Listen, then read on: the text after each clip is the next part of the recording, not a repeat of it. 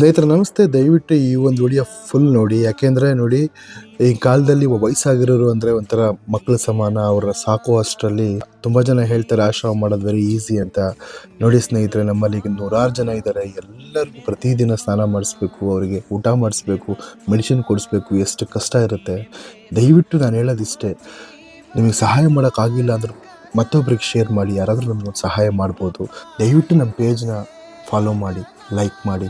ಇವ್ರನ್ನ ಸಾಕೋದು ಎಷ್ಟು ಕಷ್ಟ ಅಂತ ನೀವು ಇಲ್ಲಿ ಬಂದು ನೋಡಿದ್ರೇ ಗೊತ್ತಾಗುತ್ತೆ. ಸ್ನೇಹಿತರೆ, ನಾವು ಕಳೆದ ಒಂದು 7-8 ವರ್ಷಗಳಿಂದ ನಮ್ಮ ಲೈಫ್ನ ಬಿಟ್ಟು ಇವ್ರ ಲೈಫಿಗೋಸ್ಕರ ನಮ್ಮ ಒಂದು ಲೈಫ್ನ ತ್ಯಾಗ ಮಾಡಿ ಎಲ್ಲರಿಗೋಸ್ಕರ ಸೇವೆ ಮಾಡ್ತಾ ಇದ್ದೀವಿ. ಹಾಗೆ ನಿಮ್ಮ ಕೈಲಾದ ಮಟ್ಟಿಗೆ ಎಷ್ಟಾಗುತ್ತೋ ಅಷ್ಟು ಸಹಾಯ ಮಾಡಿ. ಯಾಕೆಂದರೆ ನಿಮ್ಮೆಲ್ಲರ ಸಪೋರ್ಟ್ ಇದ್ದರೆ ಮಾತ್ರ ನಾವು ಇಂಥ ಒಂದು ಆಶ್ರಮನ ಮಾಡೋಕ್ಕೆ ಸಾಧ್ಯ ಇದೆ.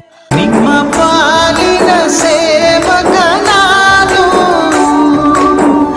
ಕಣ ಕಣ ಕಣದೊಳಗೆ ನಾನು.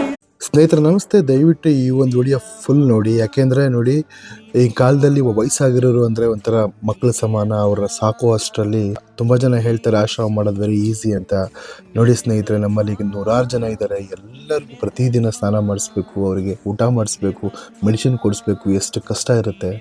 ದಯವಿಟ್ಟು ನಾನು ಹೇಳೋದಿಷ್ಟೇ, ನಿಮಗೆ ಸಹಾಯ ಮಾಡೋಕ್ಕಾಗಿಲ್ಲ ಅಂದರೂ ಮತ್ತೊಬ್ರಿಗೆ ಶೇರ್ ಮಾಡಿ. ಯಾರಾದರೂ ನಮಗೊಂದು ಸಹಾಯ ಮಾಡ್ಬೋದು. ದಯವಿಟ್ಟು ನಮ್ಮ ಪೇಜ್ನ ಫಾಲೋ ಮಾಡಿ, ಲೈಕ್ ಮಾಡಿ.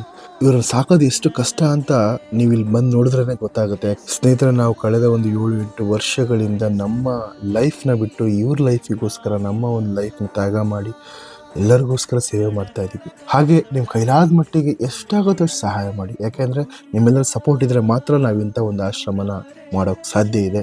ನಿಮ್ಮ ಪಾಲಿನ ಸೇವಕ ನಾನು, ಕಣ ಕಣ ಕಣದೊಳಗೆ ನಾನು.